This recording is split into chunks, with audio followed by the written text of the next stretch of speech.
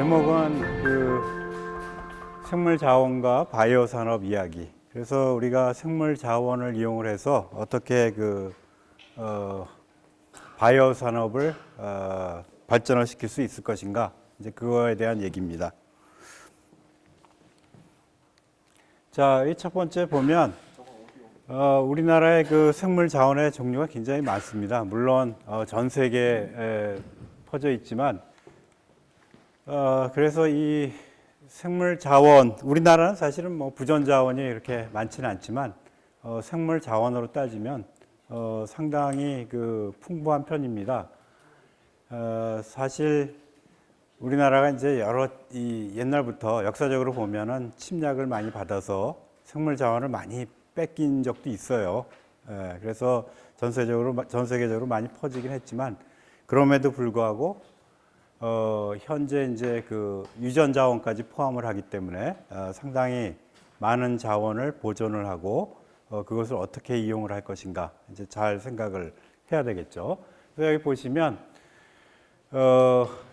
제일 풍부하다는 것이 이제 미생물 자원. 여기 세균도 있고 곰팡이도 있고 바이러스, 미세조류 수없이 많고요. 19회 이제 식물 자원, 동물 자원. 그다음에 현재 이제 바이오 의약품으로 많이 이용을 하고 있는 인체 유래 자원, 또 거기에 관련된 정보들을 포함해서 또 이러한 자원들에서 생산되는 물질들, 대표적인 게 이제 효소 같은 것들이죠. 그러한 물질들을 통틀어서 우리가 생물 자원이라고 얘기를 합니다. 그래서 이러한 생물 자원을 어떻게 하면 잘 이용을 할까, 이제 그러한 얘기죠. 그래서 세계적으로 보면 옛날부터 식물 자원에서 추출한 것들이 굉장히 많아요. 그래서 기능성 물질들을 식물 자원에서 추출을 해서 그것을 가지고서 의약품에 응용을 하려는 그러한 것들을 굉장히 많이 시도를 했었죠. 자, 그러면은 중요한 게 사실은 다양성이에요. diversity. 그래서 사실은 여기 윤재철 시인의 인디오의 감자라는 구절을 보면 여기 지금 보면은 감자에 대한 얘기인데, 이놈은 가뭄에 강하고 이놈은 추위에 강하고 벌레에 강하고 라는 식으로 굉장히 다양성을 갖다가 표현한 시죠. 그래서 사실은 인간도 마찬가지지만 모든 생물 자원도 다양성이 제일 중요한 겁니다. 그래서 다양하게 생물 자원이 존재를 한다면 그것으로 다양하게 응용을 할 수 있다. 이제 그러한 얘기입니다. 그래서 역사적으로 보면은 아일랜드에서 감자 파동이 일어나서 역사적으로 커다란 사건이 있었는데, 사실은 그 자체도 다양성이 부족해서 생긴 일이겠죠. 그리고 여기 이제 극한 환경의 예라고 나와 있지만, 여기 지금 보면은 분화구, 화산의 그런 분화구 같은 데서도 미생물들이 자라고 있습니다. 그래서 이걸 전에도 내가 얘기를 했지만은 고세균 같은 것들, 또 여기 지금 보면은 요거는 인도네시아 쪽이고요. 요거는 이제 호주의 이제 시드니의 남단 쪽인데, 이 바다의 깊은 곳에서도 많은 생물 자원이 자라고 있죠. 자, 그래서 이러한 다양한 생물 자원을 이용할 수 있도록 많은 노력을 해야 되겠죠. 자, 그래서 생명공학의 기술 분야라 그럴까요? 그래서 그러한 생물 자원을 갖다 토대로 해서 다양하게 응용을 할 수 있는데, 수없이 다양하지만 그래도 제일 인간이 제일 많이 활용하고 있는 분야가 이 네 가지 분야입니다. 그래서 우리가 의학 생명공학 기술을 레드바이오텍이라고 그러는데, 이것은 우리가 피를 상징하죠. 피 한 방울이면 여러 가지를 측정을 할 수 있는 그러한 면이 있죠. 그래서 이걸 레드바이오테크놀로지라고 얘기를 하고, 또 이 블루바이오텍 하면은 바다가 블루죠. 그렇죠? 그래서 해양생명공학 기술, 해양에는 수없이 많은 생물자원이 많죠. 또 그린 바이오텍, 나무들이 또 농작물들이 전부 다 그린이죠. 자, 그래서 우리가 그린 바이오테크놀로지라고 얘기를 하고요. 또 마지막으로 여기 산업생명공학 기술, 화이트 바이오텍이라고 하는데 실제로 산업적으로 우리가 그 많은 케미칼이나 또는 이제 생명과학 제품을 생산하지만 거기서 색깔이 하얀 것들이 굉장히 많기도 하지만 사실은 옛날에 그것들을 생산을 할 때 공장에서 보면 검은 연기가 많이 났었는데 요새는 이제 환경적으로 많이 친화적으로 돼서 이 굴뚝의 연기가 굉장히 하얗죠. 그렇죠? 그래서 환경을 많이 이제 컨트롤할 수 있는 그러한 기술을 가지고 있습니다. 그래서 크게 이렇게 네 가지 기술로 표현을 할 수가 있습니다.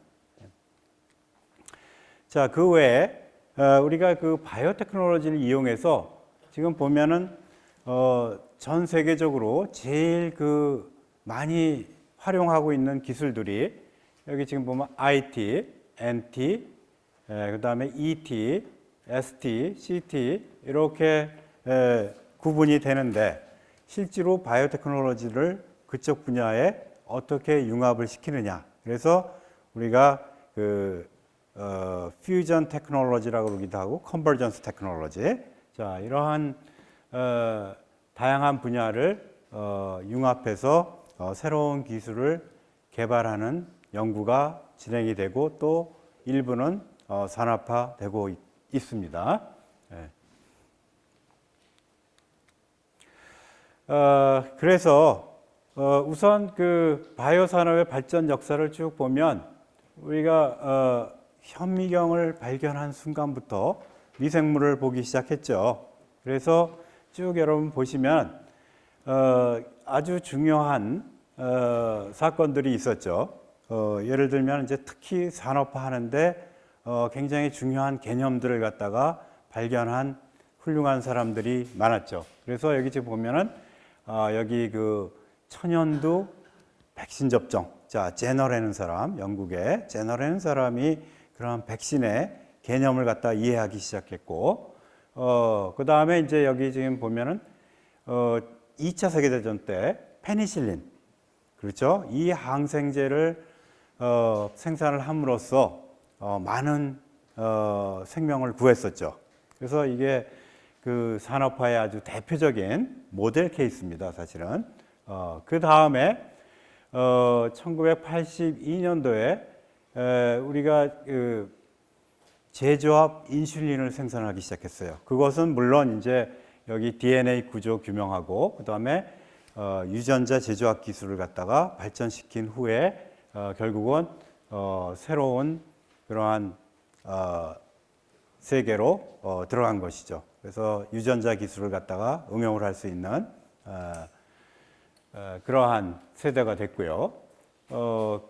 현재는 그러한 것들을 바탕으로 해가지고서 상당히 다양한 바이오 의약품들을 갖다가 생산하고 있죠. 그래서 나중에 뒷부분에 보면 아까 그 색깔로 표현한 그러한 분야들 해서 예를 들긴 하겠지만 사실은 제가 생각하기에는 여기 그 페니실린 생산한 것이 사실은 현재 우리가 의약품의 혜택을 받는 굉장히 중요한 모델이라고 할 수 있습니다.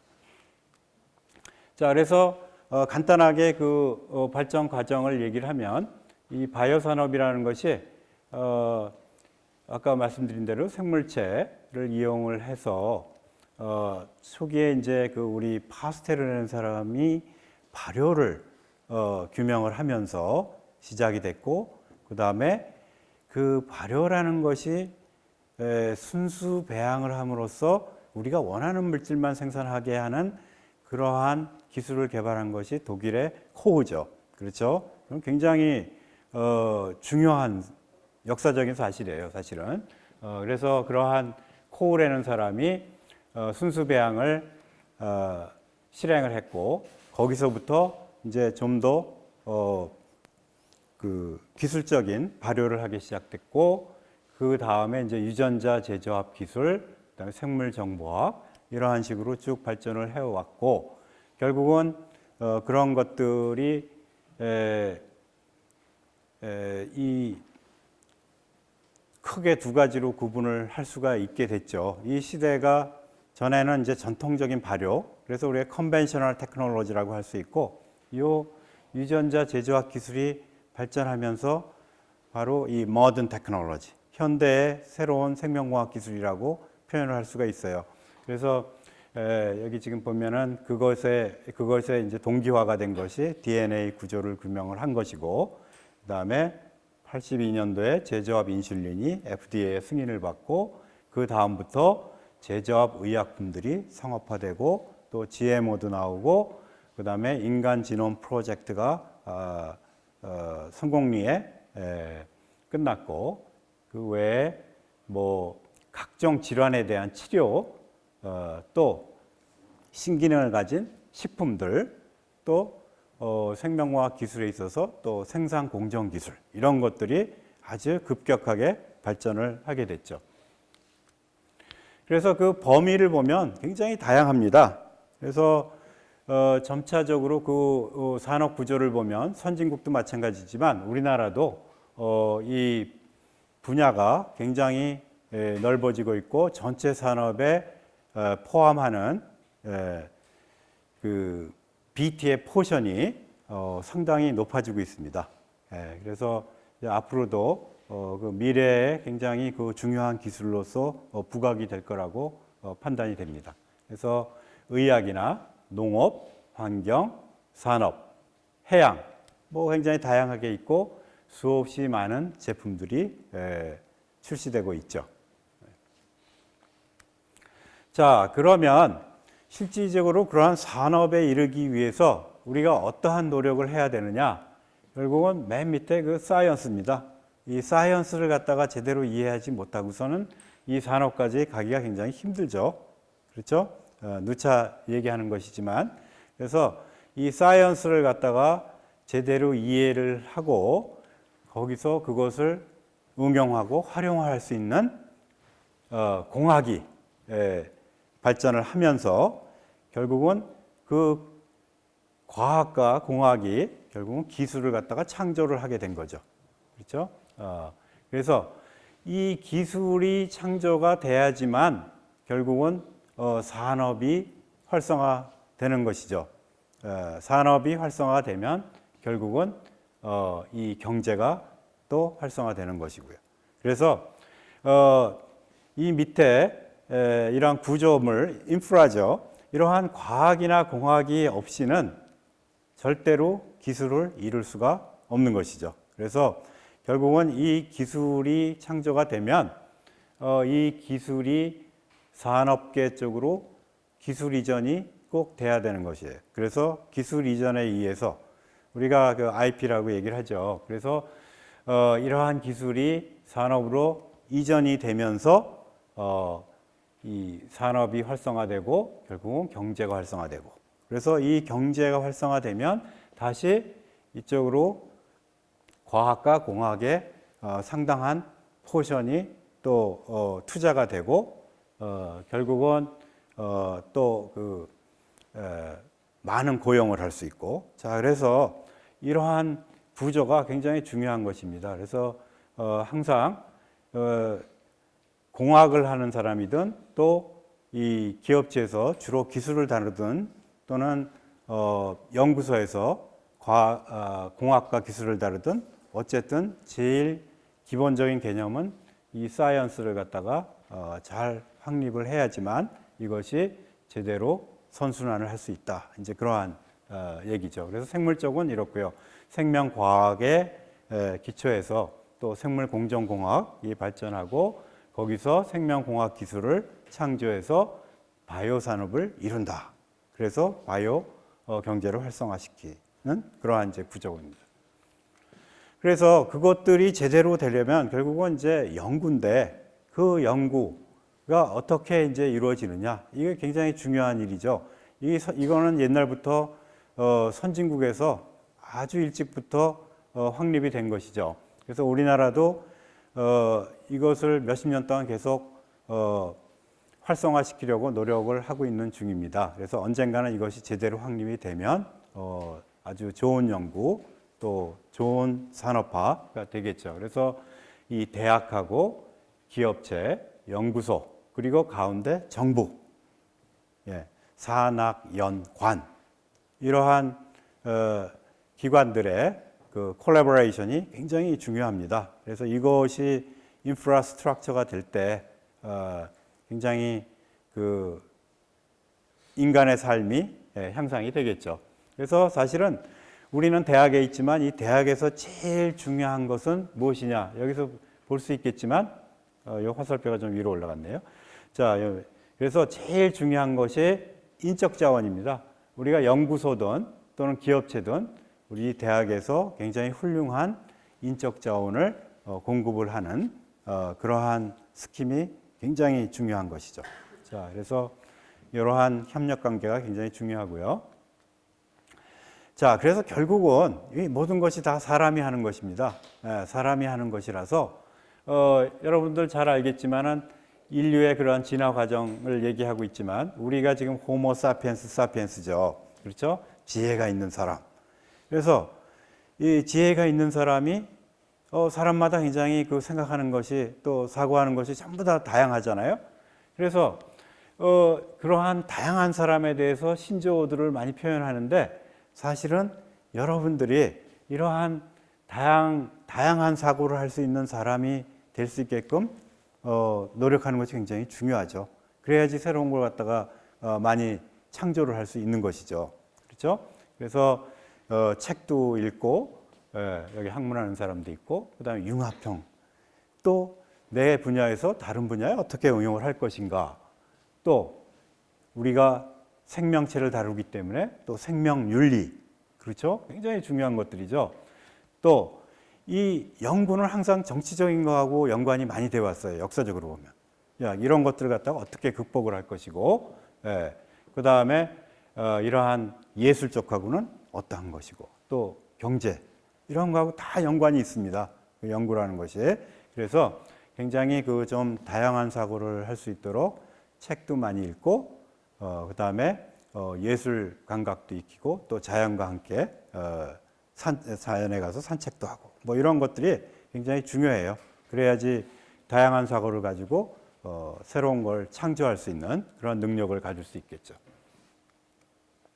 자, 그래서 일단 그 산업화하는데 우리가 중요한 언어로서는 생물공정이라는 언어를 많이 쓰죠. 그래서 이 생물공정 체계들을 보면 일단 우리가 살아있는 생명체를 갖다가 이용을 하기 때문에 일단은 균주가 필요합니다. 그것이 미생물이건 식물세포건 동물세포건 내가 어떤 타겟을 가졌으면 그 타겟을 갖다가 제대로 생산을 해야 하기 때문에 그 필요한 균주를 갖다가 제대로 선별을 해야 되겠죠. 그리고 선별을 해서 전에도 계속 많이 얘기했지만 수율과 생산성을 갖다 제대로 가질 수 있는 균주를 개발하는 것이 굉장히 중요하겠죠. 그래서 사실은 수율하고 생산성이 결국은 경제적인 면에 영향을 미치기 때문에 산업화하려면 결국은 기업체에서 항상 수율과 생산성, 그 다음에 비용을 따지게 돼 있습니다. 그래서 그러한 면을 항상 생각을 해야 되고 일단 균주가 개발이 되면 결국은 그걸 대량 생산해야 됩니다. 그래서 이 개발된 균주가 충분히 내가 원하는 목적 생산물을 생산할 수 있도록 그런 영양분을 충분히 공급을 해줘야 되고 그것을 또 여기 생물 반응기에서 대량으로 배양을 해서 원하는 물질을 생산할 수 있어야 되겠죠. 그런데 여기 지금 보면은 이 멸균이라는 것이 있죠. 이 멸균이 굉장히 중요하죠. 그래서 아까도 얘기했지만 독일의 코우라는 분이 그 순수 배양을 갖다가 개발을 했지만 그 순수 배양을 개발하지 않았으면 결국은 의학 쪽에서도 마찬가지예요. 그 전염병의 원인이 무엇인지를 알 수 없었을 거예요. 왜? 균주들이 섞여 있기 때문에. 그래서 의약품을 개발하는 것도 순수 배양을 해서 얘 전염병의 원인이 무엇이냐, 그것을 우선 밝혀내야지 가능한 거거든요. 거기에 커다란 그 공헌을 한 사람이 바로 코우예요. 그래서 코우가 그러한 훌륭한 일을 했고, 거기서부터 상당히 빨리 발전을 하기 시작했어요. 그래서 우리가 결국은 이 멸균이라는 것은 순수 배양을 한다. 그래서 우리가 원하는 생물체만 자라게 해서 우리가 원하는 물질을 제대로 생산하게 한다. 이제 그것이 굉장히 중요한 일이겠죠. 그래서 여기 이제 생물 반응기에서 물질들을 대량 생산하는데 꼭 우리가 원하는 물질만 나오는 것은 아니죠. 그래서 물론 우리가 유전자 조작을 해서 우리가 원하는 물질을 더 많이 생산하게 할 수는 있지만 분명히 부산물도 생산이 되고 또 그 안에 세포도 있고 또 영양분 중에 이용하지 않은 영양분도 있고 다양하게 섞여 있기 때문에 우리가 원하는 목적 생산물만 분리를 해야 됩니다. 그래서 그것을 갖다 우리가 생물 분리라고 그러죠. 자, 그래서 대사물의 분리 정제. 자, 이거를 어떻게 어떠한 스킴을 가지고서 정제를 할 수 있겠느냐. 자, 그래서 그것이 뭐 이렇게 간단한 일은 아니고요. 그 정제를 하고 그 다음에 그것이 약으로서 또는 어떤 응용 분야에서 그러한 충분한 가치를 가졌다고 했을 때 실제로 여기 보면은 제재화를 하죠. 포뮬레이션이라고 얘기를 하지만 이 제재화가 굉장히 중요하죠. 예? 그래서 제재화하는 거에 따라서 특히 의약품 같은 경우에는 이 몸속에 들어갔을 때 그것이 과연 효능이 있느냐, 또 그것이 어느 정도 지속이 될 수가 있느냐, 이제 이런 것들을 갖다가 향상시킬 수 있는 그런 중요한 것이죠.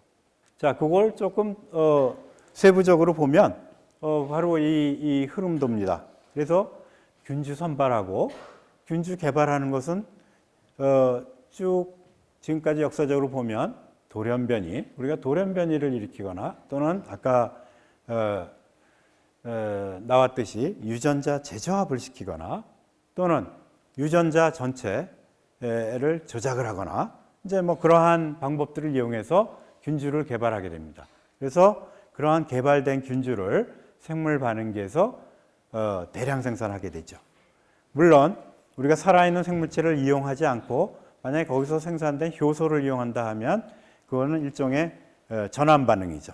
자, 그래서 전환을 시키는 경우도 있고, 그래서 어쨌든 생물 반응기 또는 효소를 이용할 때는 효소 생물 반응기 이런 것들을 이용을 해서 우리가 물질을 제대로 생산하거나 전환을 했을 때, 그 다음에 이제 우리가 생물 분리 공정을 수행을 해야 됩니다. 그래서 생산물을 갖다가 어떻게 하면 제대로 분리를 할 수 있느냐. 근데 뭐 생산물은 세포 자체가 있을 수도 있고, 세포 자체일 수도 있고, 또 세포 안에 축적이 될 수도 있고, 또는 그 영양분 쪽으로 분비를 할 수도 있고, 굉장히 다양하게 생성이 되죠. 그래서 그 특성을 잘 알고 적절한 스킴을 갖다가 잘 세워야 합니다. 자, 그래서 결국은 마지막에 제재화하고. 그래서 요새는 보면은 여기 특히 이제 대량 생산하고 뭐 이런 데는 우리가 공정 제어, 다시 말하면은 이제 우리 그 컴퓨터를 가지고서 컨트롤을 할 수 있는 기술을 갖고 있기 때문에 요새 공장 안에 보면은 사람들이 거의 없죠. 전부 다 이러한 어떤 소프트웨어 가지고서 다 컨트롤을 하게 돼 있습니다. 자, 그래서 보면 그 많이 여러분들이 알 수 있는 그러한 생물체들이 여기 있죠. 대장균, 대장균이 있고 효모가 있고 이런 건 뭐 굉장히 많이 사용이 되는 그러한 생물체이죠.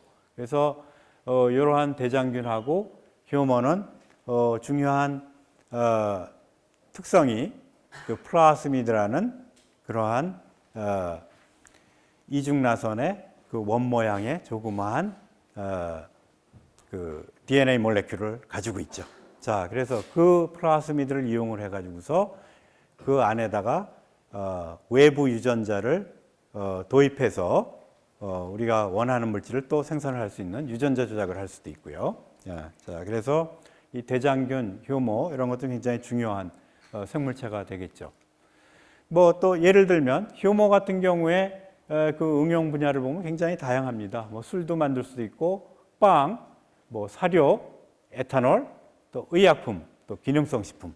그래서 우리가 미생물들을 잘 활용을 한다 하면 굉장히 다양한 산업에 응용을 할 수 있다라는 것이 굉장히 중요한 일이죠. 아까도 얘기했지만 고세균, 이 고세균 아케아 박테리아죠. 그래서 굉장히 극한 환경에서 자라는 것들인데 그 극한 환경에서 자란다 하면 그 고세균이 가지고 있는 여러 가지 효소라든지 또 여러 가지 또 다른 그러한 구성 기관들이 극한 환경에서 견딜 수 있다는 얘기죠. 그래서 이제 그러한 반응 조건에서 또 새로운 생산물을 갖다가 생산할 수 있다는 얘기입니다. 그래서 굉장히 다양한 그러한 고세균들이 존재를 합니다. 초고온성, 또 호압, 또는 호건성, 호염성, 호산성, 호염기성. 그래서 우리가 이러한 그 고세균을 갖다가 많이 그 선별을 하고 있죠.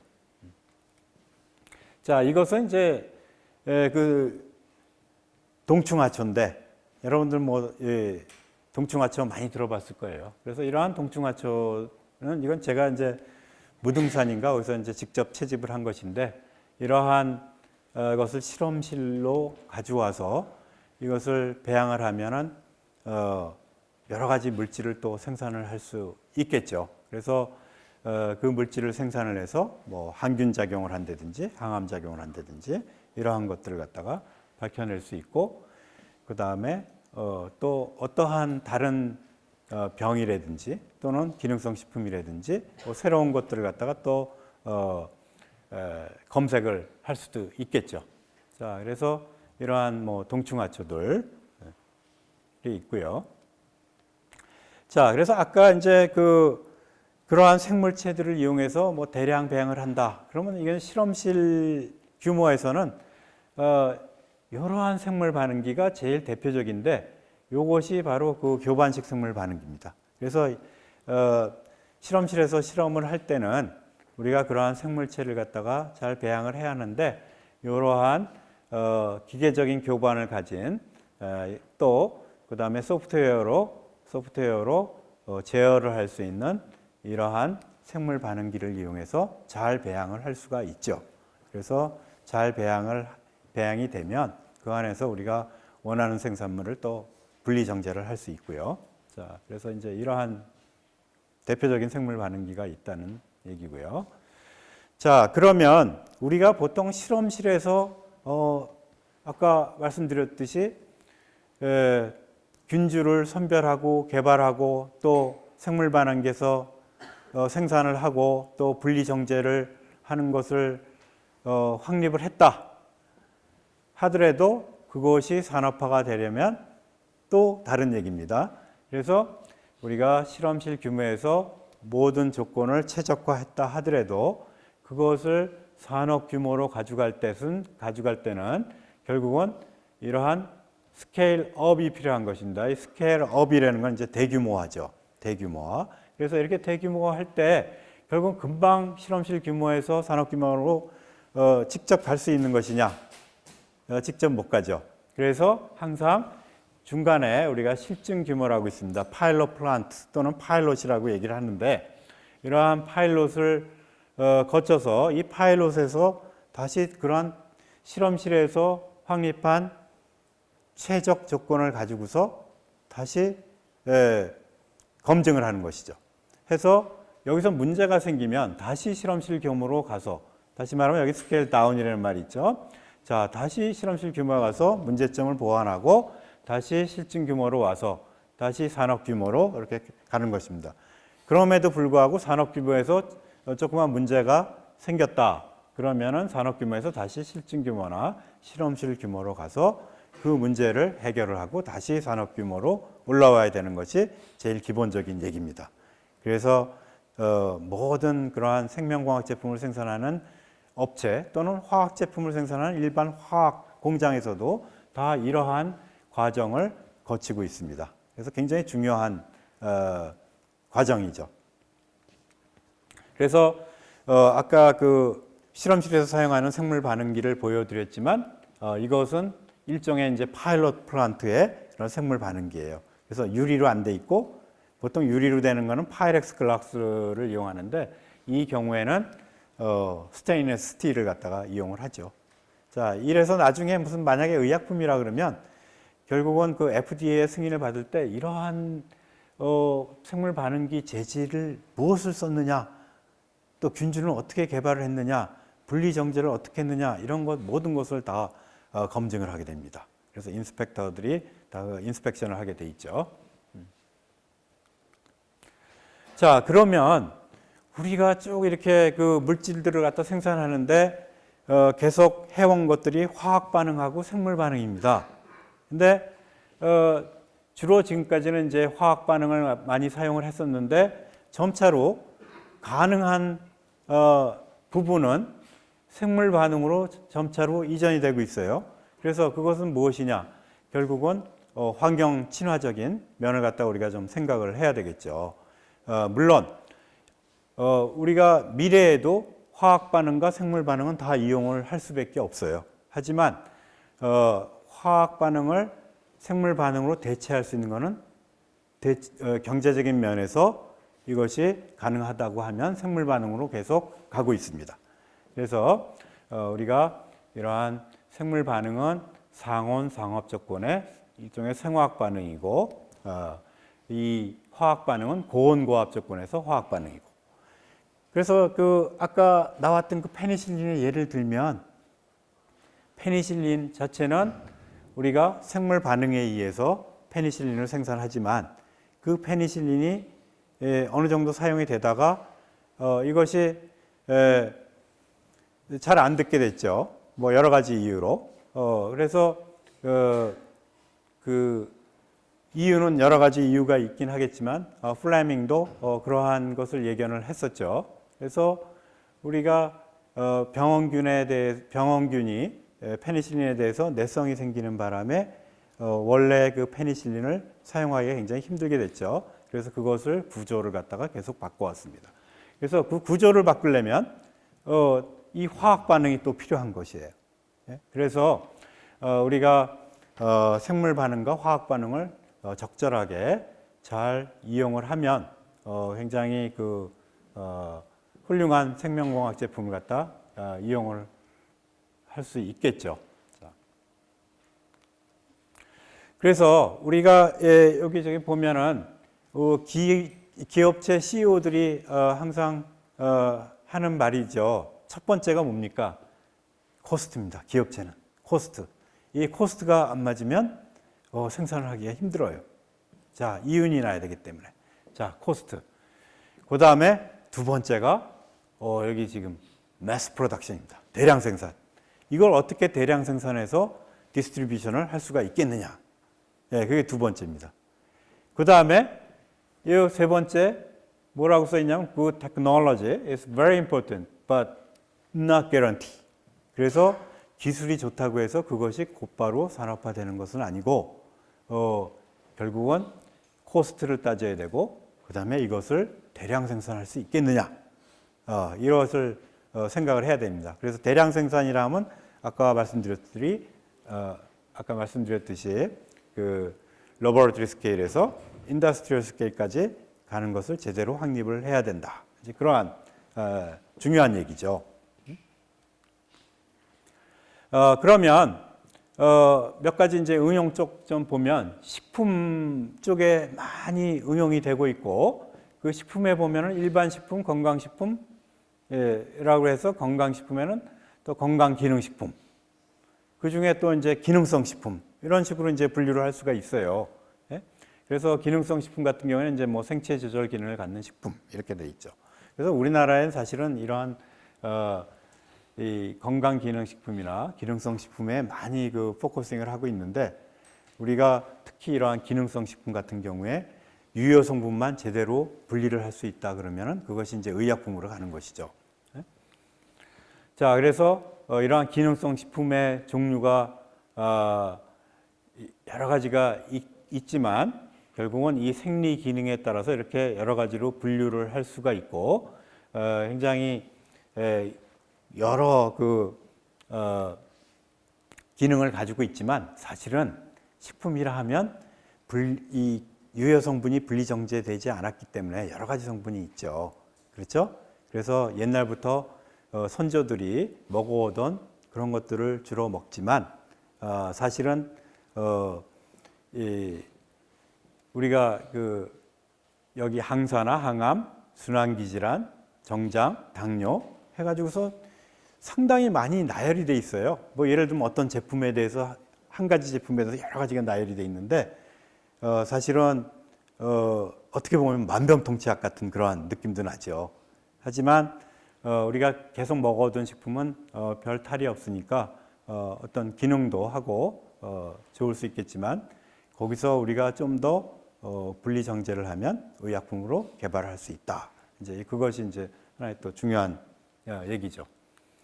그래서 뭐 미용식품이라는 것도 나오고 여기 지금 뭐 아스타산틴이라는 그러한 물질인데 이게 지금 보면은 그 연어의 붉은색 있죠? 그렇죠? 그게 이제 아스타산틴이라는 것이고 그죠? 이제 복잡하죠. 네, 코엔자임 Q10이라는 것도 나오고 그래서 굉장히 다양한 기능을 가지고 있습니다. 그 외에 이제 히알루로닉 애시드 이거 많이 봤죠? 여러분들 왜 인공 눈물 집어넣을 때 그 인공 눈물에도 들어가 있죠? 그렇죠? 그래서 이런 거 또 비타 카로틴 이거 저 홍당무에 많이 들어가 있죠. 그렇죠? 그 다음에 라이코펜 이거 토마토에 많이 들어가 있죠. 그렇죠? 그리고 여러분들이 좀 더 이런 것들을 갖다가 섭취하면서 좀 알아야 될 지식은 이것이 수용성이냐 지용성이냐 이런 걸 좀 알면 훨씬 더 그 기능성 식품을 몸에 더 잘 섭취를 할 수 있는 것이죠. 자, 그래서 이러한 굉장히 다양한 기능성 식품으로도 이용을 하고 이것을 분리 정제하면 또 여러 의약품에도 사용을 할 수 있고 그런 것이죠.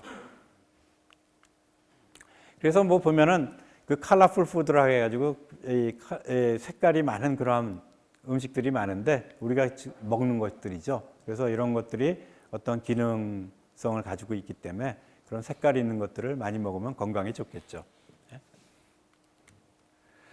자, 이 식품 쪽이고, 그 다음에 지금은 이제 그 환경 쪽입니다. 그래서 환경 쪽에는 우리가 어떻게 응용을 할 수 있을 것인가. 그래서 주로 생명공학 기술을 보면 이런 뭐 여러 가지 환경 오염 물질이 있지만 우리가 미생물이나 또는 식물을 갖다가 응용을 할 수가 있겠죠. 그래서 사실은 환경 오염되는 곳이 대기, 토양, 수질 이렇게 이제 구분을 하지만 여기 대기 보면은 제일 지금 핫 이슈가 되고 있는 것이 이산화탄소를 어떻게 저감을 할 것이냐. 또 이 공기 중에 질산화물, 황산화물, 방향적 화합물 이런 것들이 많이 포함이 돼 있죠. 자, 이런 것들을 갖다가 어떻게 저감을 할 수 있겠느냐. 이제 이런 것들이 이제 환경 문제고 또 토양에는 이 토양 복구. 자, 토양이 어떤 오염 물질로 오염이 됐을 때 그것을 어떻게 제거를 할 수 있겠느냐. 또 원유가 원유선이 난파돼 가지고서 원유가 쏘였을 때 그걸 또 어떻게 우리가 효율적으로 제거를 할 수 있겠느냐. 또 중금속이 오염될 수도 있죠. 중금속 제거하는 거. 전부 다 핫 이슈입니다, 사실은. 또 수질의 이 폐수 처리. 그래서 이러한 그 지하수나 호수나 강, 해양 등의 정화. 그래서 결국은 이 대기하고 토양하고 수질하고는 다 연관이 돼 있죠. 그래서 이러한 것들에서 우리가 미생물이나 식물을 이용해서 어떻게 제거를 할 수 있느냐. 이제 이러한 것들이 많이 연구가 되고 있고 일부는 또 산업화된 것이 있고 그래서 꾸준히 연구가 되고 있습니다. 또 효소 분야를 보면 효소는 크게 이렇게 세 가지로 표현할 수 있겠죠. 산업용 효소, 진단용 효소, 치료용 효소.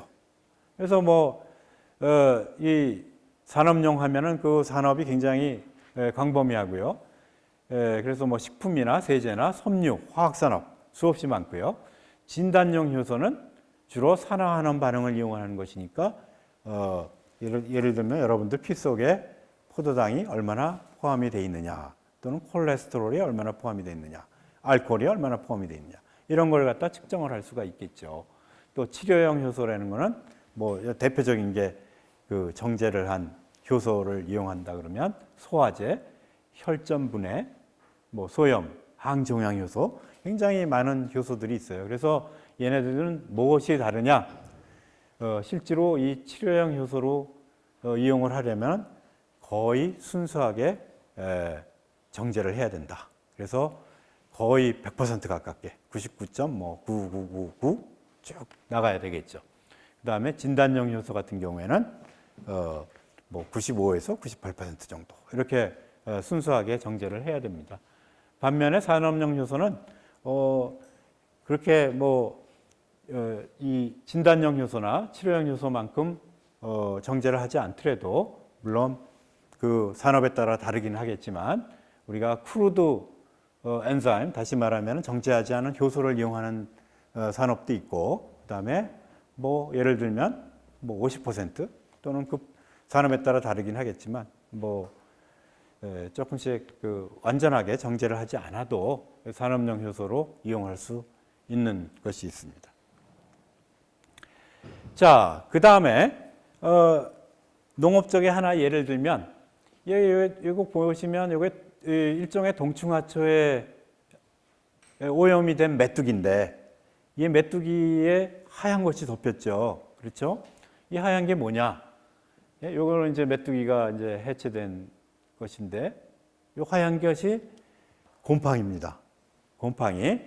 자, 그러면 얘가 이 곰팡이가 메뚜기를 죽일 수 있다는 얘기죠. 그렇죠? 그렇다 그러면 저 곰팡이가 사람한테만 해를 끼치지 않는다 그러면 우리가 농작물이 메뚜기에 의해서 피해를 입는 경우가 많죠. 해충이죠, 해충. 그래서 그러한 해충을 죽일 수 있는 미생물 농약을 갖다가 생산을 할 수가 있어요.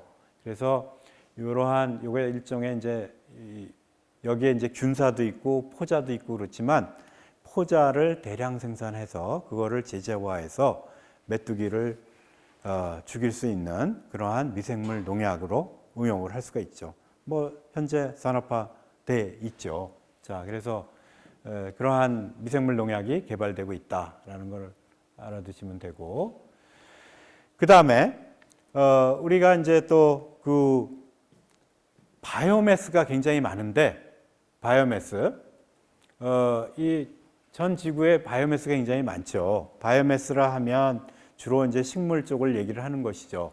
그래서 그 보면 이 중요한 사실이 재생 가능 자원입니다. 재생 가능 자원이라서 사실은 이 재생 가능 자원 중에 이 바이오매스가 구성하고 있는 물질들이 굉장히 많습니다. 그래서 굉장히 많아서 대표적인 거 여기 지금 보시면 셀룰로즈, 헤미셀룰로즈, 리그닌. 그 외에 이제 뭐 여러 가지 뭐 단백질도 있고 녹말도 있고 키틴도 있고 뭐 2차 대사산물도 있고 여러 가지 물질이 많습니다. 그래서 이러한 구성 성분들을 이용을 해서 여기 밑에 보시면 바이오 물질이라든지 바이오 에너지라든지 바이오 화학이라든지, 그래서 그러한 것을 통해서 굉장히 다양한 물질을 갖다가 만들 수가 있어요. 지금까지는 원유를 갖다 분리해 가지고서 물질들을 많이 생산을 했지만, 이제 점차적으로 우리가 환경 친화적인 면을 많이 고려를 하기 때문에 결국은 이 바이오매스에 대한 연구가 굉장히 많이 이루어지고 있습니다. 그래서 그것을 우리가 뭐라 그러냐면은 이제 일종의 이제 바이오 리파이너리라 그러는데, 전에는 우리가 원유를 갖다가 원료로 해서 이용하는 것은 리파이너리라고 했죠. 그래서 이것은 앞쪽에 바이오자를 붙여서 바이오 리파이너리 공정이라고 얘기를 하는데, 자, 바이오매스를 당으로 전환을 시켜서, 그렇죠? 그 당을 이용을 해서 세포나 또는 효소를 이용해서 생화학 제품 또는 바이오 화학 제품 또는 바이오 연료 등 굉장히 다양한 물질을 생산을 할 수가 있어요. 그래서 전 세계적으로 이 바이오 리파이너리에 관련된 연구가 많이 진행되고 있고 일부는 이 회사에서 산업화하려고 많이 노력을 하고 있습니다. 그래서 그 바이오매스를 보면 1세대, 2세대, 3세대, 4세대 이렇게 나눌 수가 있어요. 그래서 1세대 바이오매스는 우리가 일반적으로 먹는 식품으로서 사용하는 그런 곡물이기 때문에 더 이상 비싸서 사용을 하지 못하고 이 2세대 바이오매스, 섬유속의 바이오매스를 2세대 바이오매스라고 하고 3세대 바이오매스는 해양에 많이 분포하고 있는 미세조류하고 거대조류를 주로 많이 이용을 하게 되죠. 그 다음에 4세대 바이오매스는 산업체에서 많이 나오는 유기성 폐기물들. 그걸 그냥 버릴 수도 없잖아요. 폐기하기도 굉장히 힘들고. 자, 이런 것들을 갖다가 이용을 해가지고서 굉장히 다양한 물질을 생산할 수 있다. 자, 그래서 이제 그러한 바이오매스가 상당히 중요한 생물 자원이 될 수 있겠죠. 자, 그래서 뭐 바이오에너지 보시면 바이오에너지로부터는 바이오디젤, 바이오메탄, 그 다음에 바이오에서널, 바이오수소 해가지고서 다양한 에너지를 생산을 할 수가 있습니다. 자, 또 조류를 보면 미세조류, 거대조류를 나눌 수 있지만 물론 미세조류하고 거대조류는 지금 뭐 여기 몇 가지만 써놨지만 종류가 수없이 많습니다. 그래서 무궁무진하죠. 그래서 제일 많이 사용하는 그러한 조류만 여기다 써놨지만 실제로 이러한 조류들을 이용해서 굉장히 다양한 물질을 생산을 할 수 있다라는 것이고요. 실제로 보면 여기 조류 바이오매스를 이용하는 예입니다. 그래서 조류를 배양을 할 때 이 배양을 하면서 고부가 가치 물질을 생산을 합니다. 그래서 예를 들면 항암제 또는 항균제, 기능성 식품. 그래서 생산을 하면서 이러한 것이 생산이 되면 그것을 분리를 할 수 있겠죠. 그런데 그 조류라는 세포는 남아 있고요. 그래서 그러면 얘는 영양분을 뭘 쓸 수 있느냐? 예를 들면 화력 발전에서 나오는 이산화탄소, 그 영양분이죠. CO2 같은 걸 저감하는데 굉장히 좋은 그러한 소스가 되겠죠. 자, 그래서 CO2 이용해 가지고서 조류 배양을 하는데 배양을 하면서 이러한 고부가치 물질도 생산을 하고 그 다음에 그 남아 있는 그 세포 안에는 또 여러 가지 물질이 포함되어 있어요. 예를 들면은 여기 지금 보시면 오일이 포함되어 있고 그 다음에 그 세포 자체는 또 뭘로 이루어져 있냐면 이 갈락탄이라는 건데 여러분들이 잘 알고 있는 한천이에요. 또 섬유소 물질이 포함되어 있고 셀룰로스 같이. 자, 이러한 물질들이 포함이 되어 있기 때문에 우선 오일을 갖다가 추출을 해가지고서 바이오디젤을 만들 수 있고 그렇죠? 그 다음에 여기 한천 또는 섬유소 물질 이런 것을 당으로 만들면 갈락토스하고 글루코스는 포도당이죠. 갈락토스하고 포도당으로 만들어서 이 당을 갖다가 생물 전환해서 굉장히 다양한 바이오에너지라든지 또는 화학 제품으로 전환을 시킬 수 있습니다. 그러니까 굉장히 다양한 물질을 생산할 수 있죠. 또 만약에 조류가 조금 레지듀가 남는다 그러면 그걸 현기성 공정으로 돌리면 메탄가스를 또 생산할 수 있겠죠. 자, 그래서 이런 것을 잘 운영을 하면 결국은 그 어떤 용어를 쓸 수 있냐면 통합 공정이 될 수 있는 거죠. 여러 가지 물질을 생산할 수 있는. 그렇죠? 여러 가지 물질을 생산할 수 있으면 결국은 최종적으로 코스트가 다운되게 돼 있죠. 그렇죠? 그래서 이러한 것들을 많이 연구를 하고 있죠. 또 유기성 잔류물 같은 경우에는 여기 유청, 뭐 예를 들면은 치즈 만들고 남은 웨이, 거기 안에는 이제 락토스 같은 게 많이 들어있어요. 락토스, 유당. 또 여러분들 뭐 스타벅스나 뭐 여러 가지 그 커피점에 많이 가지만 커피 찌꺼기 엄청나게 나오죠. 자, 커피 찌꺼기에도 굉장히 많은 성분들이 들어있어요. 그거를 분해하면 당도 나오고, 그렇죠? 그다음에 오일도 나오고, 상당히 웨이스트긴 하지만 여러 가지 물질을 갖다가 우리가 이용을 할 수가 있고, 또 한약 찌꺼기도 결국은 나무, 식물이잖아요. 그렇죠? 또 당밀, 이거는 당밀이라 하면 사탕수수, 그렇죠? 사탕수수에서 설탕을 추출하고 남은 것들, 뭐 이러한 것들 갖다 이용을 해가지고 바이오 에너지 또 의약품, 기능성 식품 다양하게 생산을 할 수 있다. 그래서 우리가 생물 공정만 잘 확립을 하면 훌륭한 물질을 많이 생산을 할 수 있습니다. 자, 그 다음에 의약품 쪽을 보면, 의약품 쪽. 자, 굉장히 의약품 분야는 뭐 잘 알고 있는 것이 아까도 제너 얘기 나왔지만 백신이 있었고요.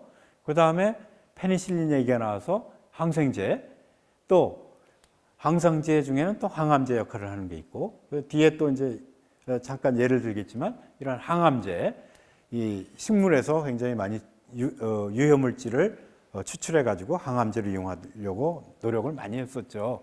그 다음에 항바이러스제, 또 세포치료제, 유전자 치료, 또 체외 진단기기, 바이오시밀러. 바이오시밀러는 뭐 요새 우리나라에서 상당히 많이 생산하고 있는 제품이죠. 자, 이렇게 다양하게 의약품에 또 있는데 실제로 여러분들이 이 표를 보면 의약품, 사실은 의약품 매출이 굉장히 커요. 아까 네 가지 색깔로 나타낸 그러한 분야들이 있었지만 이 의약품에서 매출액이 굉장히 큽니다. 그래서 여기 지금 예를 들면 이 노바티스라든지 여기 로슈, 이거 굉장히 유명한 제약회사죠. 여러분들 어디 가서 볼 수 있냐면 이제 스위스에 가면 볼 수 있어요. 예? 네. 스위스에 가면 볼 수 있는데 여기 지금 보면은 시가총액하고 순이익 보면 자 거의 12조 원, 11조 원 이렇게 되죠.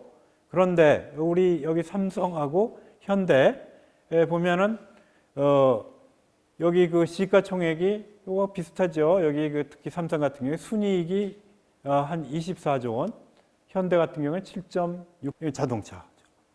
근데 그럼 이걸 비교를 해보면 엄청나죠. 그렇죠? 예. 그런데 이런 제약회사가 이렇게 한두 개가 있는 것이 아니고 굉장히 많습니다. 그러니까 앞으로의 그런 의약품 쪽이 얼마나 그 매출액이 큰지 이 표를 보면 알 수 있겠죠.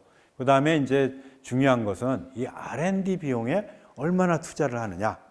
이거는 굉장히 중요한 얘기죠. 그렇죠? 여기 R&D. 여기 보면 거의 뭐 10조 원, 거의 17%, 20%. 그렇죠? 그래서 선진국에 비하면 아직까지 이러한 R&D 비용이 조금 낮지요. 그렇죠? 예. 그래서 우리가 이제 이런 R&D 비용을 점차로 이제 늘려가야 되는 이제 그러한 시점에 있죠.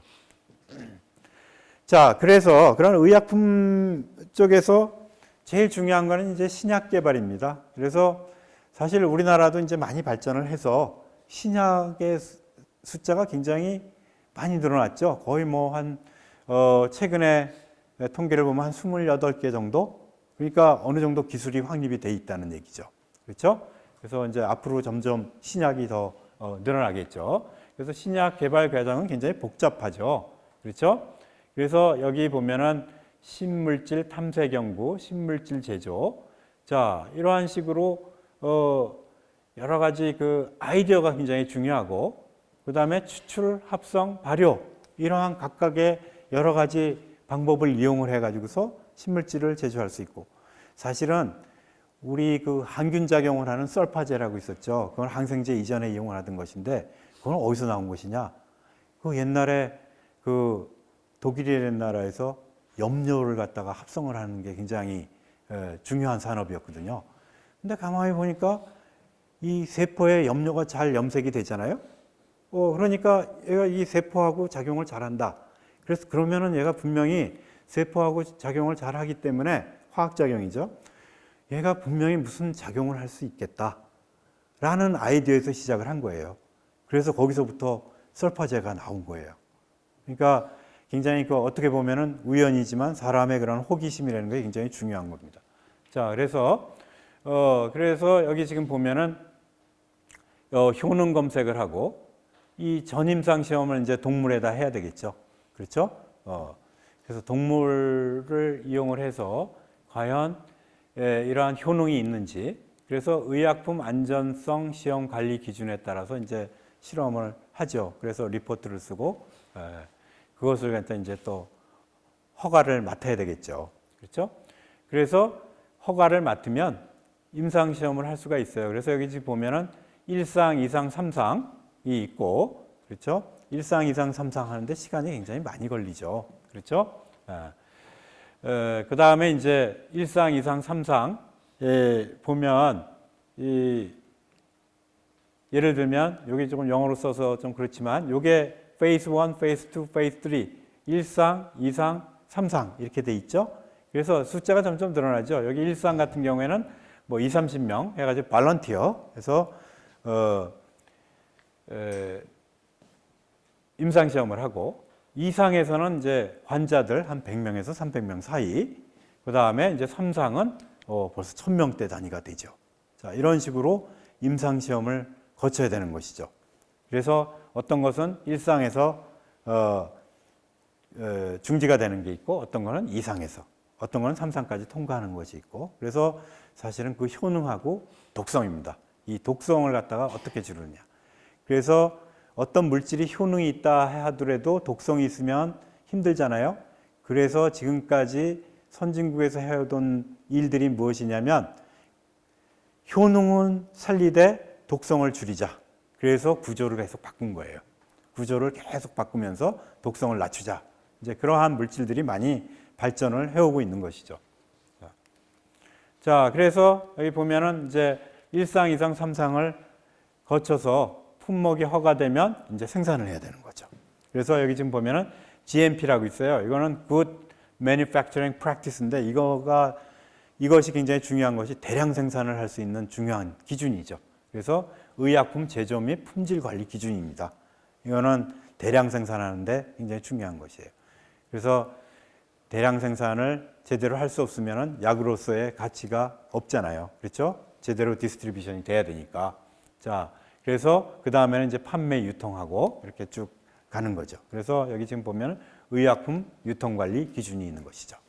자, 그래서 이러한 복잡한 과정을 거쳐가지고서 신약이 개발이 돼 왔습니다. 지금도 되고 있고. 자, 그래서 여기 지금 보면은 여기 FDA, Review and Approval이라고 있죠. 그렇죠? 미국의 그 FDA라는 기관이 굉장히 중요한 기관이죠. 자, 그 다음에 그 예로서 보면 아까도 말씀드렸지만 이 페니실린의 그 발견, 그리고 페니실린으로부터 또 구조를 바꿔서 새로운 페니실린계 물질을 만든 것은 굉장히 중요한 모델입니다. 모델 케이스고. 그래서 이 알렉산더 플레밍이 결국 이 페니실린을 발견을 하고 그다음에 그 노벨상을 탔지만 사실은 이 알렉산더 플레밍이 페니실린을 발견하고 이 페니실린을 어떻게 하면 분리를 하고 정제를 할 수 있을 것인가. 많은 노력을 했지만 분리하는 데 실패를 했죠. 그렇죠? 그래서 논문만 내고 란셋이라는 논문을 내고 결국은 포기를 하게 됐죠. 그렇죠? 포기를 하게 됐는데 결국은 이 플레밍이 노벨상을 타게 된 이유가 있죠. 자, 이게 뭐 저 스코틀랜드 집회에도 플레밍이 들어가 있죠. 자, 이거 보면 제가 이거 저 호주 멜번에 가가지고 찍은 사진이에요. 이 과학박물관에 가서 결국은 플레밍이 그 페니실린 분리하는 거를 포기를 했지만 그 당시에 옥스포드에서 연구하고 있던 플로리하고 체인이라는 사람이 있었어요. 플로리하고 체인이라는 사람이. 그래서 플로리는 원래 호주 사람이에요. 그렇죠? 그래서 플로리라는 사람이 결국은 그 페니실린을 분리하려고 엄청나게 노력을 했죠. 그 체인하고. 그래서 결국은 이 플로리가 이 호주에서 굉장히 유명한 과학자입니다. 굉장히 훌륭한 과학자로서 그렇게 되어 있고 그 당시에 사용하던 것들이 다 이렇게 남아 있죠. 그렇죠? 요게 바로 페니실리움 노타툼 초기에 사용하던 곰팡이입니다. 예? 예. 그러면 체인은 어디 있느냐? 실제로 체인은 실제로 영국의 연구소에서 근무를 했었는데 나중에 거기에 가면 체인이 사용하던 것들이 그대로 나와 있습니다. 그래서 플레밍, 플로리, 체인 이 세 사람이 전부 다 각 지역에서 굉장히 유명한 사람이 됐죠. 그렇죠? 그래서 이 사람들이 결국은 페니실린을 분리를 하고 그다음에 동물 시험을 하고 나중에 이제 미국에 가서 임상 시험까지 하고 결국은 대량 생산을 하게 되죠. 미국에서. 그래서 미국하고 영국하고 합작해서 대량 생산을 하게 됩니다. 자, 그래서 결국은 그 페니실린이 상당히 많은 인명을 구했죠. 그렇죠? 자, 이게 페니실린의 구조입니다. 그러면 아까 말씀드렸듯이 이 페니실린은 현재 병원균들이 이 페니실린에 대해서 내성을 가지고 있기 때문에 더 이상 사용하기가 힘들죠. 그래서 실제로 페니실린을 그러한 곰팡이에 의해서 대량 생산해서 페니실린을 분리를 해서 이런 식으로 구조를 바꾸죠. 그래서 여기 6-APA라는 게 굉장히 유명한 물질입니다. 그래서 이러한 구조를 만들어 가지고 결국은 여기서부터 또 구조를 조금씩 바꿉니다. 해서 굉장히 다양한 실린들이 나왔죠. 그렇죠? 네, 다양한 실린, 메티실린, 아목시실린, 암피실린, 티카실린. 해서 구조를 조금씩 바꿔서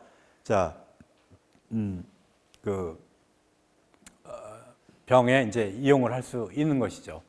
그래서 요것을 갖다가 뭐라 그러냐면 반합성 페니실린이라 그럽니다. 왜 반합성이냐? 페니실린은 발효로 생산을 하고, 그렇죠? 그 생산된 페니실린을 화학적 합성에 의해서 구조를 바꾸기 때문에 그래서 반합성이라고 얘기를 하죠. 예? 여기 지금 보면은 여기 네로 스펙트럼, 브로드 스펙트럼이 있는데 네로 스펙트럼은 그람 포지티브나 그람 네거티브 박테리아의 둘 중에 하나에 작용하는 거 네로 스펙트럼이라고 하고 저기 브로드 스펙트럼이라는 건 그람 포지티브, 그람 네거티브 박테리아에 다 듣는 거. 자, 그래서 요거는 이제 미드 스펙트럼이라고 해서 듣는 게 있고 안 듣는 게 있고 이제 그러한 얘기죠. 자, 그다음에 여기 지금 보면은 요 바깥에 나가면은 요 나무를 많이 볼 수 있어요. 예? 내가 전에 이거 주목해서 보라 그랬죠? 가서 나가다 본 적이 있어요? 이 주목나무. 그렇죠? 네, 주목나무. 그래서 이것은 이 항암제 탁솔의 원료입니다. 예. 그래서 이건 천연물로부터 항암제를 생산을 한 것이죠. 자, 그래서 그 성분을 우리가 파클리탁셀이라고 얘기를 하는데 이건 1963년도에 태평양 주목, 요게 이제 속명하고 정명, 요거 이텔리체를 써야 되겠죠? 예, 껍질에서 추출한 항암 성분. 그걸 이제 제품명은 탁솔이라고 그러죠. 지금도 상당히 여러 가지 암에 이용을 하죠. 여기 지금 보면은 난소암, 유방암, 폐암, 위암에 계속 이용을 하고 있어요. 자, 그래서 생산 방법은 원래는 나무 껍질, 이게 바크라고 그러는데 그 바크에서 추출을 했었죠. 그런데 그렇게 되면은 이 주목나무라는 게 100년 된 나무도 있고 몇백 년 된 나무도 있고 그런데 그걸 다 잘라야 되잖아요. 그렇죠. 다 죽잖아요. 껍질을 갖다가 다 컬렉션을 하면. 그러니까 거기서 그러면 2%부터 추출을 하면 어떻겠느냐. 그래서 얘하고 비슷한 주목나무들이 같은 종인데 같은 속인데 종은 좀 다른 그러한 주목나무들이 있죠. 거기서 이제 쭉 다 스크리닝 해가지고서 비슷한 물질을 생산하는 것들을 많이 찾아냈죠. 그래서 유럽 같은 데서는 이거 2%부터 추출을 해가지고서 그것을 이용을 하면 되겠다. 이제 그러한 방법도 생겼고 또는 이제 반합성법 그거하고 유사한 물질을 갖다 또 추출해가지고서 구조를 또 바꿔서 이용을 하는 경우가 있고 근데 또 보면은 어떠한 미생물학자가 이 좋은 생각을 해냈어요. 저게 주목나무가 있으면 분명히 거기에 공생하고 있는 곰팡이가 있을 것 같다. 또는 미생물이 있을 것 같다 해서 거기서 미생물을 찾아냈어요. 그게 곰팡이죠. 자, 그래서 그 곰팡이 배양을 해가지고서 이제 또 생산을 할 수도 있고, 그래서 전 세계에서 이러한 정보들이 쭉 알려지자마자 전 세계에서 이제 이것들이 이루어지고 있죠. 사실은 탁설은 특허가 없어요. 특허가 없어서 그렇게 이제 쭉 잘 생산이 됐고 모든 사람들한테 혜택이 가는 거죠. 자, 그 다음에 여기 또 식물 조직 배양법에 의해서도 또 생산을 할 수 있고 다양한 방법에 의해서 생산할 수 있어요. 그래서 세계 도처에서 각각 그 생산하는 방법이 조금씩 다를 거예요. 자, 그래서 이것이 이제 천연 항암제로서 굉장히 훌륭한 물질이고 아직까지도 많이 사용이 되고 있고, 현재 또 이러한 물질을 어떻게 하면 유전자 조작해 가지고 세균에서 더 많이 생산을 할 수 있을 것인가, 일들을 높이려고 그런 방법도 많이 연구를 하고 있고, 또 어떤 학자는 이걸 아예 토탈 합성을 할 수 있겠느냐, 전 합성, 아예 초기서부터 끝까지, 처음부터 끝까지 다 화학적으로 합성을 할 수 있겠느냐, 이제 그런 것도 또 연구를 하는 팀도 있고. 자, 그래서 이거는 1992년에 상업화가 됐어요. 또 인슐린 얘기 뭐 잔뜩 써 있지만 제일 중요한 거는 아까 이 유전자 제조합 얘기가 나왔죠. 여기 지금 보면 1982년에 유전자 제조합 기술에 의해서 생산이 됐는데 결국 대장균에서 인슐린을 갖다가 생산을 했죠. 그래서 FDA의 승인을 받았고, 내가 이걸 여기까지 쭉 이렇게 잔뜩 써놓은 것은 이게 그렇게 간단하게 생산이 된 것이 아니다. 이렇게 지식이 쌓이고 쌓여서 여기까지 온 거예요. 굉장히 상당히 많은 그러한 연구자들이 상당히 많은 지식을 쌓음으로써 여기까지 온 것이다 라는 것이죠. 그래서 이 연구자들은 항상 그 연구에 집중하면서 항상 이 논문도 내고 또 그것을 데이터를 잘 정리해서 발표할 필요가 있는 것이죠. 그렇죠? 이게 굉장히 중요한 거죠. 자, 인슐린 얘기가 있었고, 그 다음에 이제 뭐 시간이 거의 다 됐죠. 마지막으로 이 생물 자원의 그러한 응용을 갖다가 이제 여러 가지 쭉 보여드렸지만 제일 중요한 게 현재 이제 나고야 의정서입니다. 그래서 나고야 의정서라는 것이 뭐냐면 이게 2010년 10월 일본 나고야에서 채택이 된 것인데, 이게 뭐냐, 타국 또는 타기관의 생물 자원을 이용을 하면 분명히 거기서 이제 이익이 창출이 되겠죠. 그래서 결국 이익이 창출이 되면 해당국 또는 기관과 공유를 해야 돼요. 네? 공유를 해야 돼요. 그래서 그게 결국은 국제 생물 다양성 협약인데, 이익이 생기면 결국은 그 해당국에 일정한 지분을 갖다가 줘야 돼요. 그렇다 그러면 만약에 우리나라에서 상당히 많은 생물 자원을 이용해서 생명공학 제품을 생산을 하는데 거기서 상당히 많은 포션이 외국에서 유래한 그러한 생물 자원을 이용을 하고 있다. 그럼 어떻게 되는 거예요? 상당히 많은 지분을 외국에 다시 줘야 된다는 얘기죠. 그렇죠?